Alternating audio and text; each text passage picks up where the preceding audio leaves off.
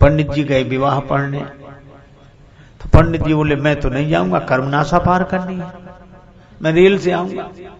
अब रेल से आने में घूम कर आवे तो 2-2.5 घंटे अधिक लगे, और ये नदी पार करती दूसरे गांव में जाना था। समाधान ना मिले तो एक पहलवान था युवक, उसने कहा पंडित जी हम आपका धर्म नष्ट नहीं होने दें, आप हमारे कंधे पे बैठे।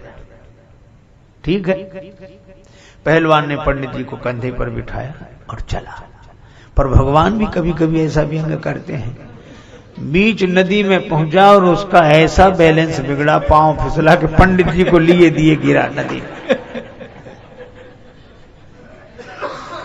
अब तो पंडित जी बड़े क्रोध में कांपे, मेरा धर्म नष्ट हो गया और काशी का वास इतने दिन किया और कर्मनाशा में तूने सारे पुण्य नष्ट करा दिए। अब सब लोग हाथ जोड़े और वो बहुत नाराज। एक सज्जन ने कहा कि पंडित जी पुण्य नष्ट अब नहीं हुए, पुण्य नष्ट तो तभी हो गए थे जब आप इसके कंधे पर बैठे।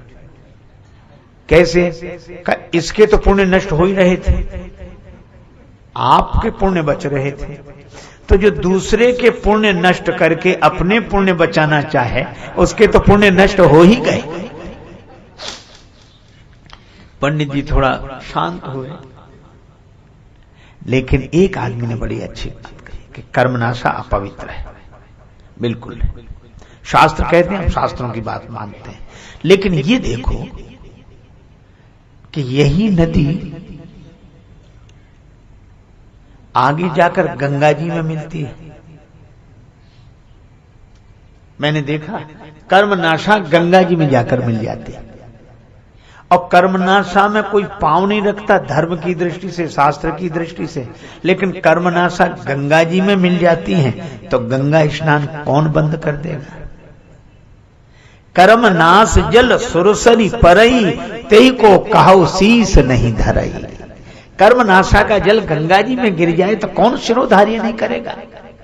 बस यही है, जब तक वो कर्मनाशा है तब तक शास्त्रों का नियम उसके लिए है, और जैसे ही वो गंगा जी में मिल जाती है वैसे ही शास्त्रों का नियम उसके लिए नहीं है। मैं भी आपसे यही कहता हूं, जब हम अपनी वर्ण जाति में रहकर अभिमान रखते हुए उसका पालन करते हैं तो शास्त्रों के नियम पूर्वक चलना चाहिए। लेकिन जिस दिन राम भक्ति जहां सुरसरी धारा, भगवान की भक्ति में हम अपने जीवन को मिला दें, उसी दिन शास्त्रों के नियम हमारे लिए दूसरे हो जाते हैं।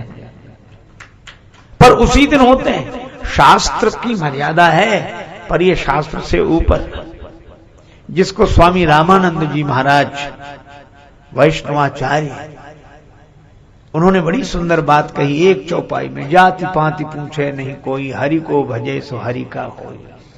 और उनका गोत्र अच्युत गोत्र, और कैसे कैसे संत बनाए गए।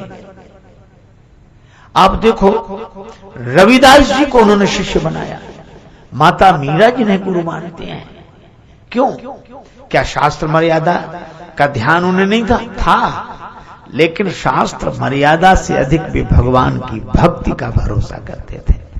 पर आज तो विडंबना ये, मिलेंगे लोग पूछेंगे तेरा व्यवहार कितना है, मिलेंगे लोग पूछेंगे तेरा व्यवहार कितना है, मिलेंगे लोग पूछेंगे तेरा व्यापार कितना है, मगर ये कोई नहीं पूछता कि तेरा प्रभु से प्यार